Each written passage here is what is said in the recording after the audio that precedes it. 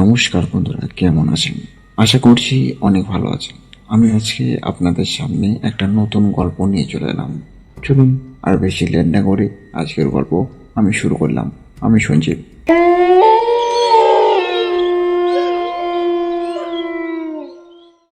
শুভম পেশায় একজন software engineer. কাজের চাপে প্রায়ই তাকে রাত জাগতে হয়। এক রাতে কাজ করার সময় তার ল্যান্ডলাইন ফোনটি বেজে উঠল। ঘড়িতে তখন রাত প্রায় 3:05। শুভম ভাবল হয়তো অফিস থেকে কেউ ফোন করেছে। ফোনটা তুলতেই ওপাশ থেকে শুধু ভারী নিঃশ্বাসের শব্দ শোনা গেল। কিছুক্ষণ পর একটা খসখসে গলায় কেউ বলল, পেছনে তাকিও না। শুভম ভাবল হয়তো তার কোনো বন্ধু ইয়ার্কি করছে। সে ফোনটা রেখে দিল, কিন্তু ঠিক 1 মিনিট পর আবার ফোন এলো। এবার ওপাশ থেকে ভেসে এলো তার নিজের গলার আওয়াজ।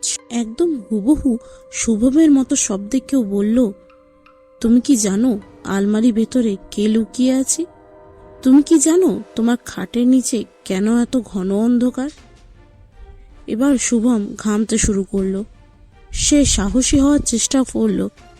ফোনের তারটা দেয়াল থেকে সে খুলে ফেললো। ভাবলো এবার অন্তত শান্তি। কিন্তু অদ্ভুত ব্যাপার, তার খুলে ফেলা ফোনটা আবার বাজতে শুরু করলো। শুভম দেখলো ফোনটা কোনো ইলেকট্রিক সংযোগ ছাড়াই বাজছে। সে ভয়ে ভয়ে ফোনটা রিসিভ করলো।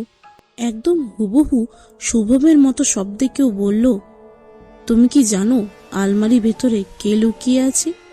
তুমি কি জানো তোমার খাটের নিচে কেন এত ঘন অন্ধকার?